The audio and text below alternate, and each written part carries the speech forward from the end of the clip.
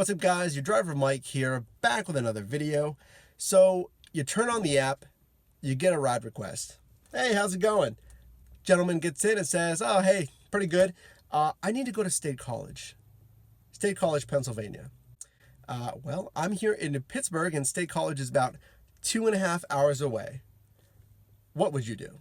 So today we're talking about what is your longest Uber or Lyft ride and what is the longest ride that you can do with the platform. So long rides can obviously be tricky if you immediately started thinking about all the things that could be wrong if someone gets in and says, hey, I need to go 2.5, 3, 4 hours away, right? Logistically, you think, okay, well, it's going to be a 4-hour drive. Can I drive in the market that we're going to? Am I going to have to stay up there? Do I have to get a hotel? I'm going to have to drive back. It's going to take 4 hours to drive back. Okay, that's going to be at least an 8-hour day. What's the pay? Is it surging? How much gas? You can see I'm going on and on and on. What do you do if you get a long request? Now, let me say right now, what has my longest ride been? My longest ride was from the city of Pittsburgh to out past Pittsburgh International here, out into, I think, Moon Township, about 1 hour and 20 minutes. So, speaking of long rides, the passenger said, oh, hey, thank you for taking us. You really don't mind, do you? We've actually had a few drivers cancel because they didn't want to take us on such a long ride. If they want to go 1.5 hours away, ideally it's on surge. That's going to be a very good payout.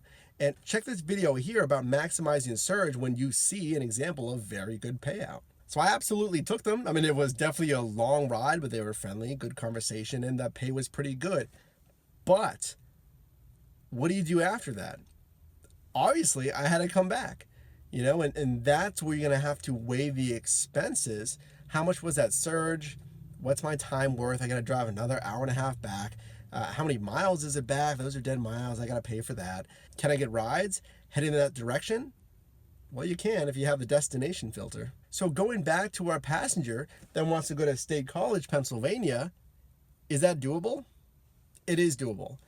I could go right now. If I get a passenger that wants to go 2.5 hours away, I can do that. Now, what's the threshold though? What's the longest ride you can take? About 4 hours. That's what it's been now, unless Uber and Lyft change something, but typically the longest ride you can take is 4 hours. So what happens after 4 hours? Now, from what I've been told and what I've read, is after 4 hours, the Uber system sometimes will automatically end the ride, which really isn't a good thing. Now, if you drive from, I don't know, we're in Pittsburgh here, so if I drive out of Pittsburgh into another state, 4 hours, I can go down to DC in 4 hours. I can't drive in DC. I mean, you need special licensing, and our market availability doesn't extend into DC. So what happens if Uber ends the trip when we're in DC and they're trying to go even further away? I mean, that's an exceptionally long trip, and I'm just bringing this up as an example. You can't start another trip. You can say, well, just turn it back on and have them request you again. You can't do that if it takes you to a market where you can't drive. So keep that in mind. Typically, it's going to be 4 hours. And again, we get into a whole litany of logistics. If you need to stay there, probably, or have a ton of miles back, it's the time invested. So you're going to have to consider that as well. So let me know, guys, what has your longest ride been? Can you beat the 1 hour and 20 minutes?